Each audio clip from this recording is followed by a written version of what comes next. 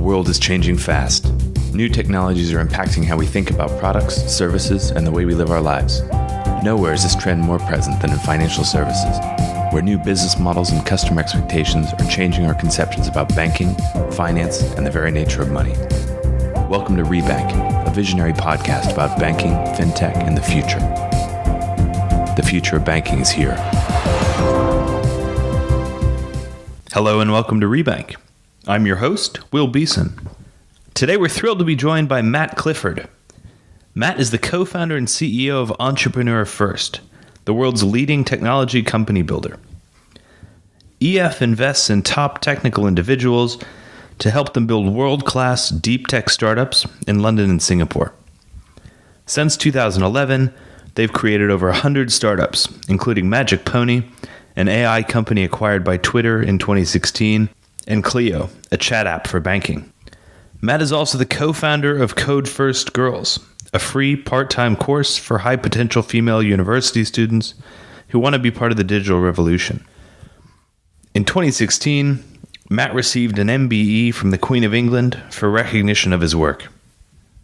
As always, connect with us on Twitter, Facebook, LinkedIn, or on our website at bankingthefuture.com. If you like today's show, please subscribe on iTunes or your podcast platform of choice and leave us a review. Thank you very much for joining us today. Please welcome Matt Clifford. Matt, welcome to Rebank. Thanks for having me. Entrepreneur First sounds like an amazing program. Can you tell us a bit more about it? Yeah, sure. So Entrepreneur First is a company that I started with my co-founder Alice 6 years ago. And the idea was and remains that the world is missing out on many of its best founders. And what we mean by that is that one of the most dangerous myths in the whole of the startup universe is the idea that entrepreneurs are born. And therefore, if you're not already an entrepreneur, if it's not kind of in your blood, then it wasn't meant to be. We think that's rubbish. We think that entrepreneurship is a high-skilled profession, effectively, and that, in fact, many of the world's best potential founders never become entrepreneurs simply because they're born or they grow up or they live in places where it's not normal. And actually, I would say the UK remains one of those places. It's very culturally abnormal still to start a company. And so we started with the premise, what would an institution look like that could attract those people who would be great founders but don't become founders, and give them comprehensive support from the beginning, maybe not to the end, but to they're well on their way to build a technology company. And that's what EF is. What that means in practice, that sounds a little abstract, is every 6 months we find somewhere between 80 and 100 people who we think will be exceptional founders. We select them purely on the basis of their skills, their ambition, and their character, not their idea, and not a team. They don't need a team. They don't necessarily need an idea. Many of them do. That's great. And then we take them over the first 3 months through a journey of finding a co-founder.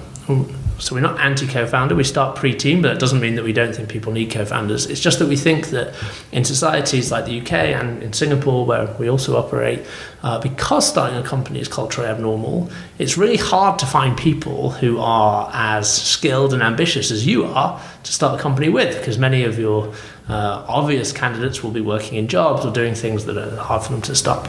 So we dedicate that first 3 months to finding the exact right co-founder for you and developing the idea at least to the point where you're excited about it and we're excited about it.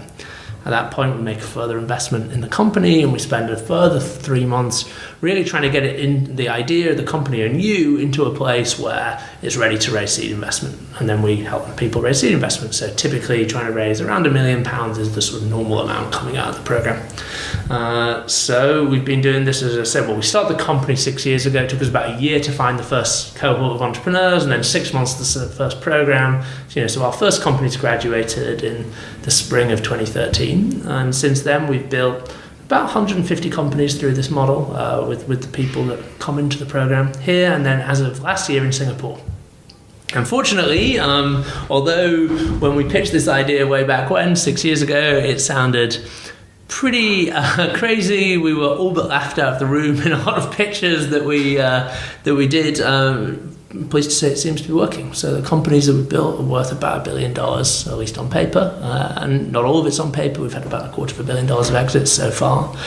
And what we found is that this idea that ambitious people with the right skills, the right motivation, the right character can be founders if you put them in the right environment seems to be true, and it seems to be universally true, as it's true in Singapore as it is here.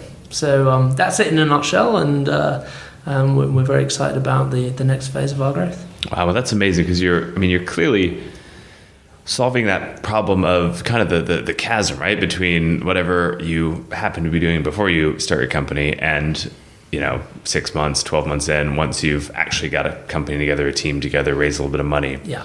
And presumably it's that 6 to 12 month period that puts most people off from starting companies. Presumably it's purely I think fear it puts in people many cases. off, and I think you're absolutely right. But I think it's also where you can make a lot of mistakes, or you can settle. So maybe this is a kind of slightly rude comment, but we see a lot of teams that form outside of EF where it's very clear that one person on the team is highly, highly capable, and the other person is sort of the person they've co-founded with because they were the person around. And actually that kills companies. You can't really build a company like that. One of the things that makes Silicon Valley so special is actually just that you're in such a dense network of people who do want to start companies that settling isn't necessary. We often say this when people say, why hasn't there been a Google of Europe? Why hasn't there been a Facebook of Europe? The answer is not just because so much expertise around scaling in Silicon Valley. That probably does have something to do with it. But it's mainly that in Silicon Valley, all the most ambitious people at least think about starting a company. It'd be very weird to spend a lot of time in Silicon Valley and never have the thought that maybe you should start a company. In London, that's not true at all. In Singapore, that's not true at all. Very many ambitious, capable people could have a whole career in the city or in professional services or even these days in a big tech company, and it never occurred to them. So what we're really trying to do is be the catalyst that draws people in and actually prevents them making some of the kind of very early mistakes that hold back their ambition. We want to amplify their ambition. Well, I think that point too about how everyone, or rather entrepreneurship is a learned skill, just like so many others. It's intuitively, it sounds right, but you grow up kind of thinking that, well, actually, this guy has tons of ideas and he's a great executor, but I'm not like that. Or my parents want me to get a job, or whatever, and it just kind of dissuades people from following that path. Absolutely. Wow. Let's see. Are there any specific companies you guys have helped create that people might be familiar with? Yeah. So we EF has a couple of maybe biases is the wrong word, but the model seems to work particularly well for certain types of companies, and so that means two things in particular. One, we're very focused on what we call deep technology. And what we mean is we think that our model works particularly well where at least one member of the team has a technical background that means that the actual tech innovation at the heart of what they're building is part of their competitive advantage. So we build very few sort of apps or social sites or marketplaces that don't have that sort of technical underpinning. Doesn't mean we're allergic to those or we think they're not good. It's just that our model works very well when you're matching up people who have that tech background and where technology itself is important. The second part of that, which is sort of related, is the model has worked very, very well for enterprise-focused companies, so companies where the customer is another business. What that means, I suppose, sadly for us, is that many of our biggest successes, even if they become absolutely enormous, will likely not be household names because they're selling often quite deeply technical products to large companies. But nevertheless, we've got some names that might be a bit more recognizable. So probably our most famous company, just because it had a relatively big exit, is a company called Magic Pony Technology. It was a fantastic story, I think. Two guys who both studied at Imperial College here in London, didn't meet while they were there, met here at EF. Both had very deep tech backgrounds. Zihan, PhD in medical imaging, Rob, a master's degree in electrical engineering. And they became really interested in this idea of whether new advances in machine learning, which is obviously a very hot topic now. It was slightly less hot actually then. This was back in sort of 2014. Whether these could be applied to video in ways that could have a really big impact on how video is generated, how it's compressed, how it's upscaled. And in short, they found that it could, and it did, and they built a world-class team around them kind of within 12, 15 months of graduating from EF. They had 14 people who were really, really exceptional, I think, in that space. And, long story short, in that time, they were just about to go and start selling their product when Twitter came in and said, actually, we'd quite like to buy you rather than the product. And as you may have seen, they bought it for a reported $150 million, which obviously after 15 months and 14 people pre-product is a pretty great outcome. So that was a great story that I think got a lot of attention, certainly in the UK tech press, and was a great moment for us. We'd been there from day one with the first investors in the company, and that was very exciting. On the customer side, on the consumer side, things that people might have seen, probably certainly the most visible of all companies to come through EF is the Blaze bike lights. So if you've ever ridden one of the cycle share schemes in London, I don't know if we still call them Boris bikes, presumably not now. They're Barclays bikes and Santander's bikes. You'll see that they're fitted with these bike lights with this laser module that beams an image of a bike onto the road in front of you. That product was created by Emily Brooke, an incredible founder who joined our very first cohort, Entrepreneur First, and that's doing phenomenally well. So that's very exciting. Another one that's sort of a bit more consumer facing and has had quite a lot of prominence recently is Clio. It's a fintech product which is effectively a smart chatbot focused on millennial personal finance, so helping people manage their monies through a chat interface, and that seems to be going extremely well. They had a really nice piece in the Mail on Sunday last week. So yeah, we have many companies, and depending on people's interests, there's probably something. A lot of interesting tech activity, especially fintech activity, coincided with the 2008 financial crisis and continued from there. You guys got started, would have been a handful of years after that, not too long after that. A couple of years after, yeah. I get fintech rising from the ashes of traditional banking, and you can totally see where that comes from. But my sense is it goes way beyond that. What impact did the global financial crisis have on entrepreneurship, in your view? Yeah, so if you go back to that idea that we started with about why EF exists, this idea that we're missing out on potential founders. This touches on something that we're very passionate about, which is answering a big question. The big question is, what should the most ambitious people do with their lives? It's a question that I think Alice and I have both been kind of obsessed with since we started our career. And we think that if you look at the UK of the last generation or two, the answer, at least if you walk around university careers fairs, seems to have been go into banking, go into finance. That's been almost like, only slightly exaggerating, said the default career path for ambitious people. Now, obviously, lots of people go into it and leave it and do other things, but it's had this magnetic pull. So for us, the global financial crisis doesn't just represent sort of an opportunity for fintech, as you say, rising for the ashes. It actually represents, we would call, a disruption in the whole idea of what ambition means. And so what we see is that it was a moment that crystallized a feeling that I think a lot of people had, which is maybe actually this isn't the only way to have a extremely high impact, potentially lucrative, but certainly interesting career. And so, we see that actually, our deep belief is that the 21st century is very much going to be the century where it becomes very clear that technology entrepreneurship is the obvious career path for the most ambitious people in a way that maybe finance was in the 20th century. So for us, that marks a point. The global financial crisis kind of marks this point where I think that becomes very obvious to people. One of my investors put it to me that all these bonus schemes changed after the financial crisis, so that the bonuses were paid in equity rather than in cash. And he joked, well, it's not surprising that you can get so many people applying to EF, because if the choice is being paid in a bank's equity or in your own equity, then many people, especially the most ambitious, will pick the latter over the former. And I think there is something in that. Well, bank's equity that in many cases hasn't really right. done much for the past decade. Exactly. No, interesting. And I guess it applies too to kind of the hard tech skills you're talking about, because what was this quant trading boom like in the early 2000s after the market crashes, presumably people redeploying those skills or new graduates looking at ways of kind of riding the tech wave as opposed to going into investment banks and trading desks. Yeah, I think that's right. I mean, I think if you look at what do ambitious people seek in a career, in a way, one short answer would be they seek leverage. They seek ways to amplify their own impact, take their skills, apply it to something that has impact beyond themselves.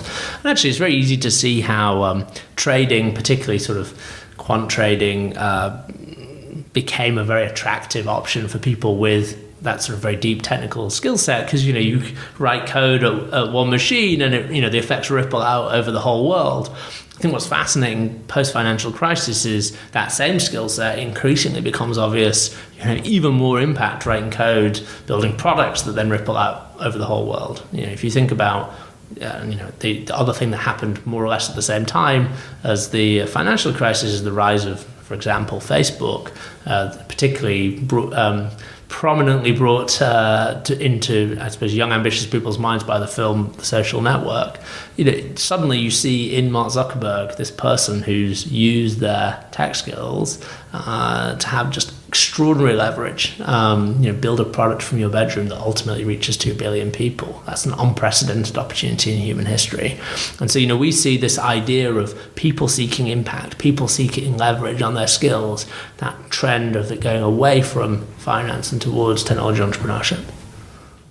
So you guys do a lot of work in fintech, and maybe that's, as you mentioned, because you're based here in London and I suppose Singapore too, traditional banking finance hubs. How do you think about fintech in the context of the broader tech space? Yeah, well, I think we are big believers in this idea that's kind of popularized by the very prominent VC and entrepreneur Mark Andreessen. Software is eating the world. And, if you start from that premise, then you start to look around you and say, well, what is there to be eaten? And finance, just as an enormous global industry, clearly features pretty highly on the list of things that can be eaten.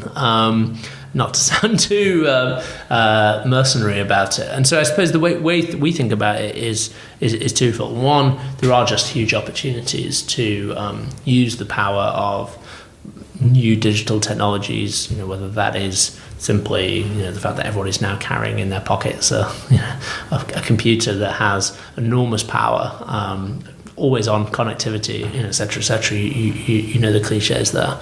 Or whether it actually comes from the fact that for the first time we have data on everything that people do, or whether it comes from the fact that for the first time we have techniques in machine learning and data science that allow us to do things with that data and make inferences that we're never able to before. So when you kind of list all the things that are now at the fingertips of entrepreneurs, it's just very clear immediately what the applications to finance might be. Blockchain-based technologies, interesting things around hardware. I think fintech just represents a huge area. So that's one aspect. And the other aspect, though, is if you go back to this idea about ambition and what people do with their lives, we're just seeing more and more people applying to EF coming from a finance background. So people who maybe did 2, 3, 5, in some cases many more years in a traditional finance career and now want to eat that world themselves. See, one of the things we look for in entrepreneurs is what we call edge. And by edge, we mean, as I said at the beginning, we're not looking for an idea. We don't want to judge people on ideas, but what we do want to say is, what is there in this person's background, in their skill set, in their experience that might form the kind of basis, the foundation of a future idea? So very often the answer is, well, they have some domain expertise that gives them a leg up in a particular area. So if you look at a lot of the fintech companies that have been built at EF, they're people who are coming in with that background, or at least one of the founding team is. So I think that's the second opportunity we have, is just many of the world's most ambitious people are still working in finance, and as they come out and say, now I want to build something, it's very natural that they'll build something in that space. Yeah. No, fair enough. And I guess, if you look at it from, I guess, to your point before, what does a meaningful career look like? It's where you can have an impact. And right. Social media is great, right? Like, it's a lot of fun. I don't know. Will we look back in 50 years and say that was the most transformative, impactful thing to come out of technology? Or it depends whether we get a nuclear war out of it. It could, right? It could represent this fundamental change in the way that people interact with each other. But at the same time, finance, banking, money is so core to people's lives. And it's also a really hard problem because you've got these entrenched incumbents, you've got regulation, you've got capital requirements in many cases. You can totally see why, if you're after a hard problem and you're technically inclined, that could be an interesting one to choose. Exactly. And that idea of kind of hard technology applied to hard problems, that's sort of like the EF mantra in a few words. So it's very natural to us that that's what a lot of people end up doing, and I'm sure that's only going to grow. And as you say, that's true in Singapore as well. Singapore is actually very interesting as well, just because it's a very attractive place to build cryptocurrency based propositions, because the regulation's been very favorable to that there. Mm-hmm. So it's been very interesting to witness. We actually share an office in Singapore with the Ethereum core team, so we've been learning lots. I bet. Yeah. So we've talked a fair bit about fintech and finance and where a lot of that expertise comes from, and we've talked about you guys' focus on hard technology. So I suppose the question then, to put you on the spot, is when it comes to fintech, what's more important, the fin or the tech? If you think about the most important fintech companies that have been founded or that will be founded, is it the financiers or the technologists that are making the difference? If I go back to this idea of edge that I sort of introduced in a few moments ago, I think this is where you kind of see the EF model really work, is that I don't think it usually makes sense for people to team up with people who have exactly the same edge as them.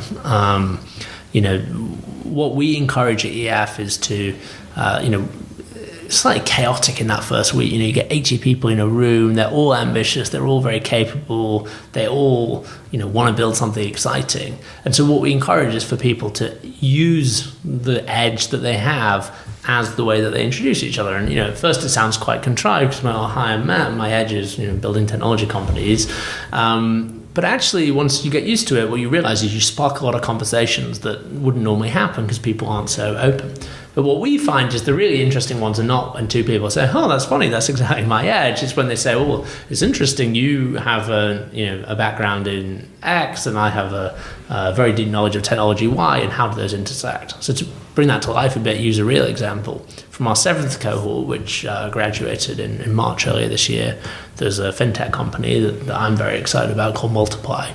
Now, Multiply is pushing the sort of idea of the robo-advisor, I think, one step further to a much more interesting place, which is saying it's not about asset allocation, it's not about simply managing your money, it's actually about holistic financial advice. So it's saying, okay, given you and who you are and your habits and your income and your aspirations, starting with the bird's eye view, what should you be doing? What should your goals even be? And I think the founders of Multiply, their insight was that, particularly for millennials, actually, they could create a robo-advisor account on one of the popular services, and they get there and say, but how do I even go about how do I even move this slider on risk? How do I know what my risk level ought to be? And I think that's a very valid insight that actually financial literacy, even among quite successful people, is quite low.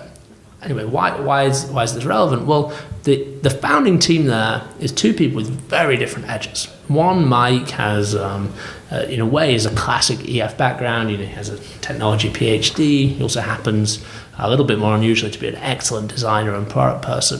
But then Vivek, his co-founder, has 12 years in investment banking. He's actually a very successful banker. He's an angel investor outside EF. And he brings the finance edge. So I don't think it's possible in a way to decompose or disaggregate, what makes that. Well, it seems to be going very well. They're in the process of closing a really great seed round. But what we would say is it's not that the fin or the tech is more important. It's how effectively can you blend them. And I think if you allow one to dominate without the other, then you're just not going to get something that's truly attractive for the end user, which is ultimately what counts. I've heard you say, I'm going to pick up on something. I've heard you say that bankers and entrepreneurs are like monks. Firstly, I'm surprised to hear about the similarities of bankers and entrepreneurs. And secondly, what? I have a blog post which I wrote earlier this year, which is called "Technology and the Disruption of Ambition," and it touches on some of the themes that we've already been discussing, which is really about how does technology change what people want to do with their lives. And so if you take this argument that I've been making, I suppose, over the course of this conversation, which is that entrepreneurs are not born. They're made and they're a product of their environments and the opportunities in the place they happen to be. I suppose the obvious connection between bankers and entrepreneurs is that many people who are ambitious and capable and seeking high impact became bankers in environments where that was the done thing, and are much more likely to become entrepreneurs, we think, in future. So in a way, that's not very controversial. Everyone's like, yeah, I can kind of see that. The same people that I think of when I think people I went to school with who were very ambitious and very capable, yeah, some of them did go into finance, and yeah, I can imagine some of them being entrepreneurs.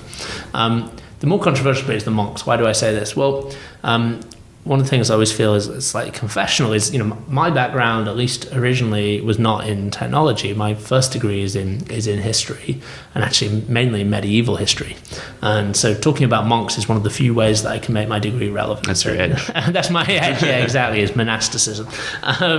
So bear with me. But if you go back to this idea of the most ambitious people, the reason what they do at different times and different places through history changes is not because of anything genetic or not because people are born monks or born bankers or born entrepreneurs. It's because environment really matters. So one of the arguments that I make in this blog post is that actually many of the most ambitious people in medieval England became monks or became priests. It wasn't because they were particularly religious or they were more religious than less ambitious people. It was that actually going into the church in the 12th century gave you access to the great technology of the day, which was literacy.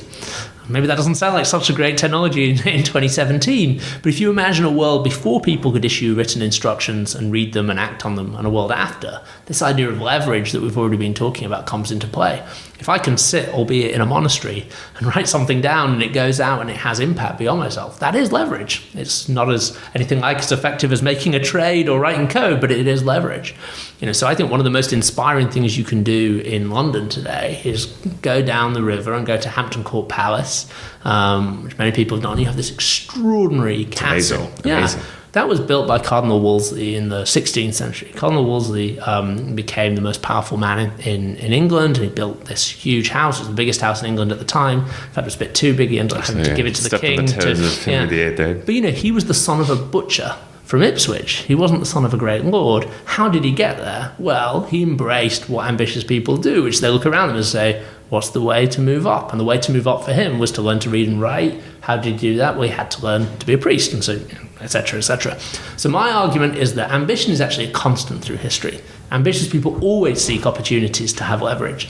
1,000 years ago, that was learning to read and write, and the best way to do that was to become a priest or a monk. Maybe 100 years ago, 50 years ago, arguably even 20 years ago, that was, go find a way to write checks that ripple through the globe. Today, I think it's to build technology companies. So that's my somewhat tenuous link between monks and bankers, and today, technology entrepreneurs. Well, I think it was very well defended. I can buy that. If I'm a promising technical founder and I come to EF, what do you guys do for me? Like, what does the process look like? So I understand day one, 80 people in a room, you're introducing yourselves. Then what happens? So I think the way we think about it is that you should think of EF as two distinct 3-month periods. So the first 3 months we call the fellowship. And the purpose of the fellowship is to be the best place in the world to find the right co-founder for you. Full stop. And we think that if we can get you a co-founder by the end of that period that you are not just happy with, but excited about, and vice versa, they're excited about you, and you're excited about building something together, then we think we've delivered an enormous amount of value. We think that your choice of co-founder is probably the most important choice that you make as an entrepreneur.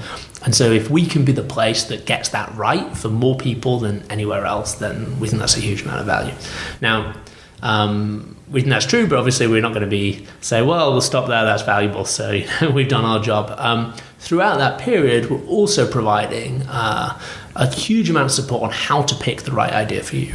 So one of our beliefs is that outside Silicon Valley, one of the main mistakes that entrepreneurs make is not being ambitious enough. again, if you go back to this idea of why haven't European companies, why haven't Southeast Asian companies scaled as much as those in the Valley? Partly it's because the ideas don't have the scale often. I don't think that's true for all companies, but certainly there's a danger that if you are operating in an environment where, say, investors are very conservative, then you may feel that you need to rein in your ambition in order to meet your investors' expectations rather than your investors expand their ambitions in line with yours.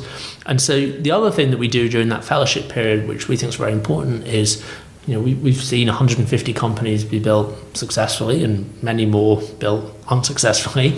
And so we've learned an awful lot about what it really takes to succeed. So our job in that period is to provide the best possible foundation in terms of the idea itself, helping that bring that out, tease out how that can be the highest impact version of itself, but also making sure that people are set up to succeed. So we provide a ton of advice, a ton of support in terms of office space. We also pay a stipend through that period. I think we must be the only place in the world to pay people to find out whether they should be founders.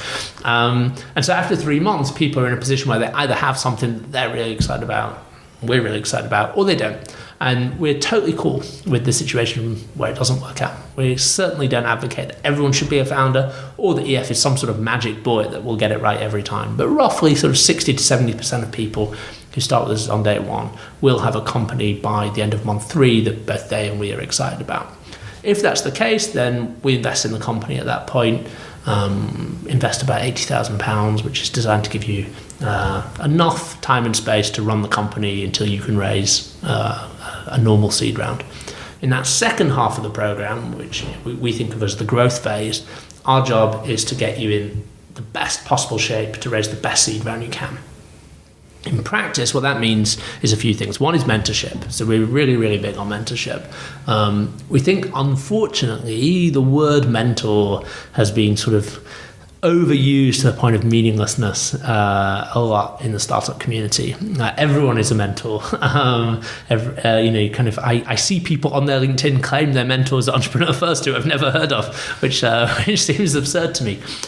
We have a very specific way of doing mentorship at EF, and it's through a model that we call the venture partner model. So we have a very small number of mentors, currently about 6, but they are not sort of fly-by-night, come in, come out, 10 minutes here, 10 minutes there. Instead, when a team forms at EF, we assign them to one of our partners. Each of our partners is very experienced, exited entrepreneurs who's been in your seat, been through the same journey as you, and they meet the same team week in, week out throughout the time that they're with us at EF. So they become almost the personal advisor to that company.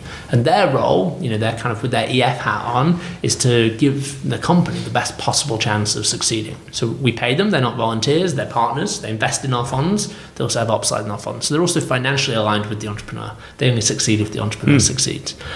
So that's a key part of the second half of the program. And then the other key part is our network. So we've been around for quite a long time now in the scheme of things. We've built a lot of companies. That means that we've met a lot of people in a lot of places. So we've co-invested with about 700 investors all over the world, including some of the world's most famous and best-known investors in the US and in Europe. But also we speak to about 10,000 applicants a year to build the cohorts that we build. So we have a huge talent network of people who may be suitable team members for EF companies. And of course, as well, just domain experts. When you've built as many companies as have gone through EF, you meet a lot of experts in different areas. So we like to say, kind of, what is the power of the network? Well, there should be no question that an EF founder can ask that someone at EF can't answer, or find someone who can answer. So when you put that together, we think that it really puts EF founders in a remarkably strong place coming out of the program. And we think that's reflected in the fact that we have one of the highest funding rates of any program in the world on exit, but also one of the certainly the highest in Europe in terms of the amounts of funds raised. And we think that puts people on a path that means they can build these really ambitious companies that are really trying to have disproportionate impact. Do you find that a lot of your applicants end up picking EF over an MBA or another sort of graduate program? It's interesting. I think I think there are very distinct types, personas, if you like, of people who apply to EF. We certainly find, so one of the kinds of edge, if you were to group the edges into broad buckets that we look for, is called a domain edge.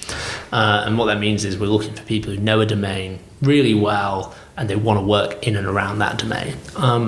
Those people are most likely to be sort of maybe career switchers isn't quite the right phrase, but they've maybe done 2 to 10 years, maybe a little bit more, but usually 2 to 10 years in that industry, and they're sort of getting to the point where maybe an MBA would be the thing, but instead they want to start a business. So I think that is quite common in the domain side. Yeah. It's less common on those with technical edges, because very often those people have been through the PhD track, or they've gone through a sort of big tech, a Google or a Facebook track, where again the MBA is less common. Yeah. But I think over time, if you think about what is the point of an MBA, big picture, kind of bird's eye view, I think the point of an MBA is to create this kind of career change opportunity that builds a new network, builds a new skill set, builds a new perspective on the world.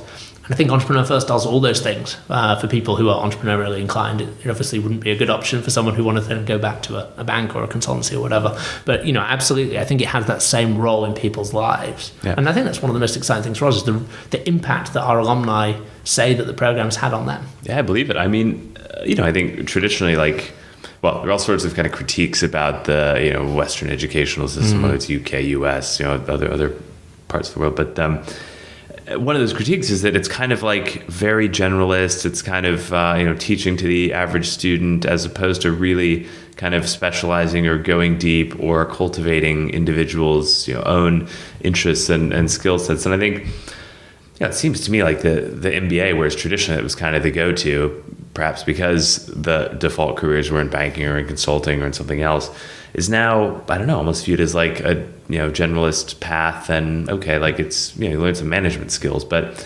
really what would be much more impactful would be exactly the sort of program you're talking about, right? Where you're actually being instructed with a specific outcome in mind and effectively leveraged into success afterwards. Yeah, I mean, I think if I was going to be rude about the MBA as an idea, and many of my best friends are MBAs and all that, we employ MBAs, but in a way, it's hard for it not, I would argue, to end up being somewhat downside protection focused. And what I mean by that is once you have that badge, it's very hard for you to utterly fail at life. It kind of provides this security blanket. You can go get a job somewhere that will pay you a good salary and give you good benefits and security. In a way, EF is designed to be somewhat the inverse of that. Actually, weirdly, as EF's brands got better and as our alumni pools got better, there is actually quite a lot of downside protection. Many people for whom EF doesn't work out go work for EF companies. But really what EF is about is amplifying the upside.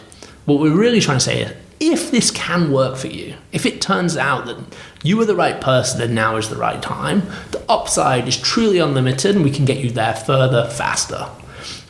For me, maybe the MBA does a bit of that, but effectively what it's trying to do is put you into another well-defined career trajectory, which may be explosively brilliant.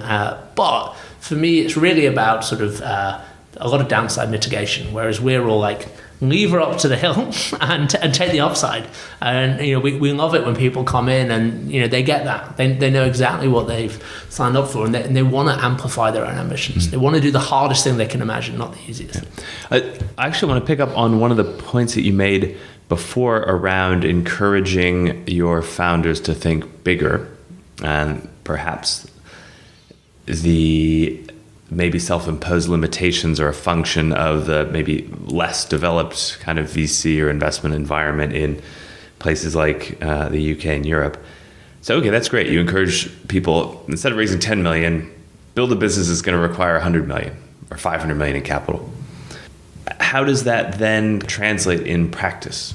Do they basically end up going to raise from huge VCs on the West Coast because that's the only person that's interested in investing that sort of money? Do they end up, with corporate backers, or do they just realize that actually they dreamt so big, they built something so great that all the money they need is at their disposal? Well, I think, I think my view is that actually capital markets, even private early stage markets, are pretty efficient. So if you have something that genuinely requires huge amounts of capital and the level of ambition is there, and the level of conviction that can be built in the team that they're the right people to do that is there. I really don't see, whether it's Europe or Singapore or anywhere, I really don't see a lack of mobility and agility of funds to find those entrepreneurs and back them. And, I think that's getting more and more true. I think it's very exciting. Remains to be seen exactly how it will work out financially, but it's very exciting to see what SoftBank's doing now, writing these enormous checks into companies with truly kind of universal ambition. Improbable, a UK company being a great example, raising a $500 million Series B from SoftBank in order to be able to try to realize those ambitions. So I really think the problem is more cultural than real when it comes to capital, and that's not in any way to denigrate UK and European VCs. I think the level of ambition in European venture capital funds has gone through the roof in the time that we've been doing EF, and there are now fantastic funds here that can go toe-to-toe with anyone in the world. I think it really is much more about the founder's own willingness to escape. I think more the kind of cultural barriers to talking about what they really want to achieve. Sometimes a lot of people say to us, and for me it's one of the nicest things to hear, that EF liberated them to say what they really believed about what they wanted to do, rather than having to sort of couch it in caveats, but in case it sounds too bold. It's not only acceptable, but it's encouraged to think big at EF. And we're now very fortunate that we have the networks to bring in the right people when there are companies in that situation. But I think it's mindset more than capital. Do you dare to say what you really want to do? What sets successful founders apart from unsuccessful ones? Let's say we're talking about those who have been accepted into EF. Yeah. It's a great question. Obviously, a really key one for our business, and one that we think about a lot. I think there is a set of behaviors or characteristics that are somewhat similar to each other. You can draw a nuanced distinction between them, but I would call them resilience, determination, competitiveness, which all combine into a absolute refusal to give up, an absolute determination to win. And I think a lot of people, when they hear that, are like, yeah, it sounds like me. And there is nothing so raw and exposing and real than starting a business. There's no way to game the answer. There is no mark scheme that you can find out how you can't revise the night before. You're just doing something where the results are really transparent. And so I think people who get in that situation, all of us, everyone, I absolutely came from a world where I'd only ever done things in very structured ways. Been to university in the UK, I've been to grad school, I went to McKinsey, which is a very structured environment. I was pretty good in structured environments. Then suddenly I started this, and I realized that no one cared if it failed. As in, it could absolutely fail. And that first realization that it really could, and there was no mark scheme, and I couldn't just work harder, that was like pretty scary. And I think most people at EF do have that moment either very early on or as the company grows. The people who at that stage say, no, I'm in it now, and I'm going to find a way through, come what may, compared to the ones who kind of how would I put it? They tie their ego too much to that experience. So rather than saying, this is really horrible, I need to find a way through, they say, this is really horrible, and I don't want to be in a situation that exposes me in this way. That's a huge distinction. Really, really distinct. Is that almost like saying you kind of have to be comfortable with failure or ready to potentially fail before you can separate your ego from the challenge and see it through? Yes. There's one of the ways that we frame it here is this idea of growth mindset, which I think is now very kind of popular. This is this book and research program over decades now by Carol Dweck. I think she's at Stanford.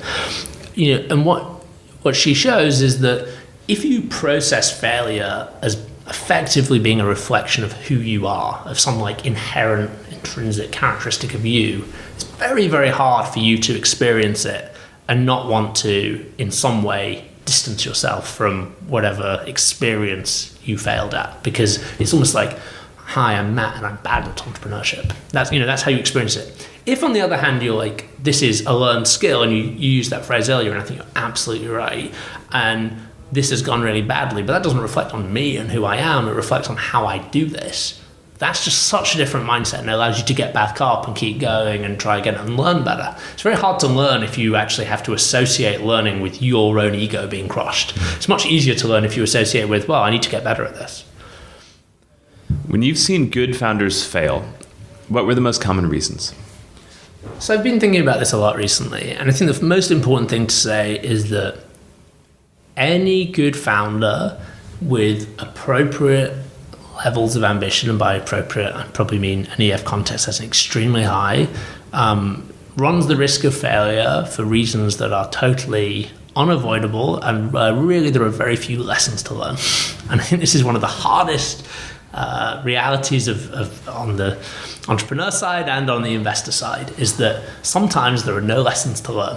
That's not in any way meant to be an arrogant comment about we did everything, or rather imposing projecting arrogance onto the entrepreneurs and they did nothing wrong. But a lot of the risk you're taking, of course, to do anything really big is you're making a bet about the state of the world, which is unknowable. You're saying I'm going all in on this being the way the world ends up, and sometimes you're just wrong. But actually, it's that contrarian bet that allows something to be big. So the first thing I would say is, if you constantly seek to explain all failure in terms of mistakes made, you're going to avoid taking the right kinds of risks. And that's a really important idea, at least on the VC side of the table.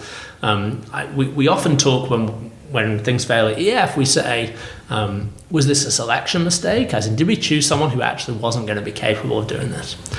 Was it a program mistake? Did we not provide the support that we should have done to make this work?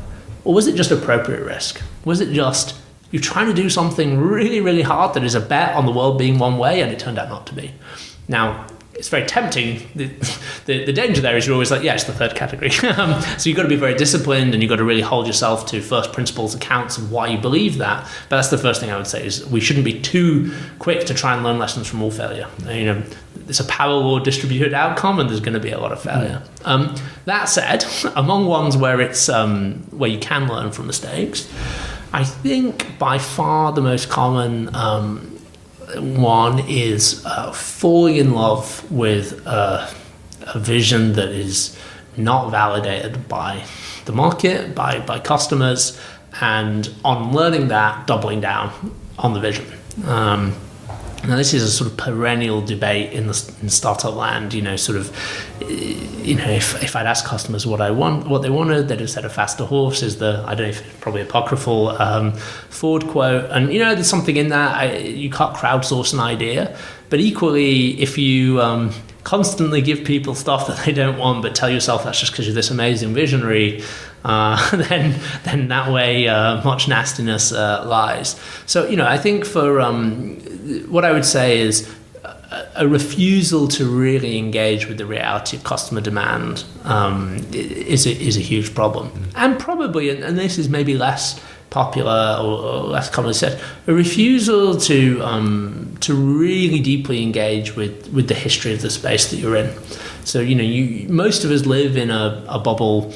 Most of the time it's impossible to take in all the inputs of the world, but it's so important to understand what have people tried before and why didn't it work.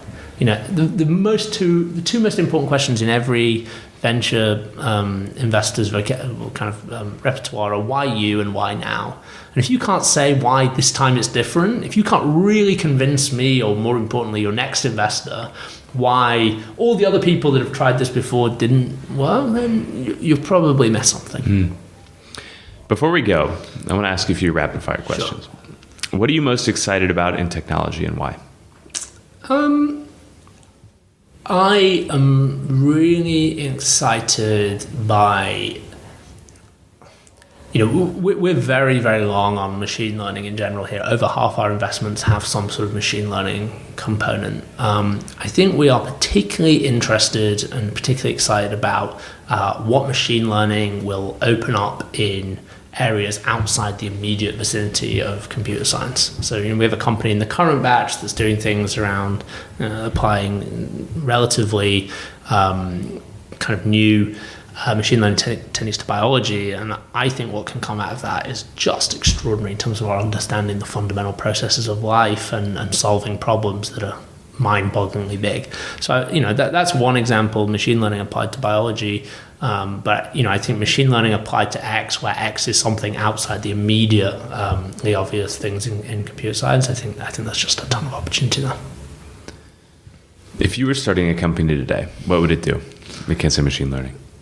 What would it do? One of the funny things about running EF is I see new ideas every day. I see extraordinary entrepreneurs, and I have to say it induces a great degree of humility about my ability to start any of those companies. I feel pretty fortunate to be running EF. I think it plays well to what I hope are my strengths and my edge.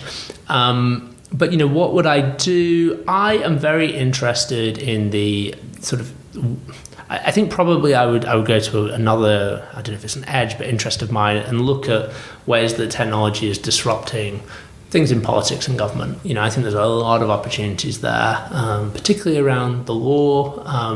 Very interesting company, Do Not Pay, started by a young British founder who's currently in Silicon Valley, that I think is doing very exciting things around helping people kind of make claims against large companies, and that's a very exciting space. Maybe not, I'm not saying that specifically, but as in, I think there are a lot of things where you can use technology to address imbalances of power and information in society. I think are very exciting. What advice would you give to an aspiring founder? Well, I mean, this is literally my day job. Well, I would say work on your edge. Outside EF, I obviously see many more founders in EF than outside. But when I do meet founders outside EF or people ask for advice, the thing I'm constantly amazed by is how many people think they have the sort of right to win, in inverted commas, in an area where they have no insight or expertise simply because they have the idea. Like, having an idea doesn't give you the right to win. The right to win has to come from who you are or some insight you have about the world or about your market or about your customers that other people don't share. So work on your edge. You're much more likely to find a true but contrarian take if you work on stuff that you know about than if you say, hey, I've had this great idea. Those ideas you had in the shower one morning, very rarely likely to be a source of edge for you. Matt, what's the best way for people to find out more about your work and connect with you directly? So you can find a lot more about Entrepreneur First on our website, www.joinef.com. And you can read the blog posts that I mentioned and many more that are much better by my colleagues on our Medium page, which you just search for Entrepreneur First Medium, you'll find that as well. Great. Matt Clifford, thank you very much for joining us today. Thanks so much for having me. Thanks for tuning into Rebank. If you like today's show, reach out. Follow us on Twitter at Rebank Podcast and join the conversation. For more on banking, fintech, and the future, check out our regular content at www.bankingthefuture.com.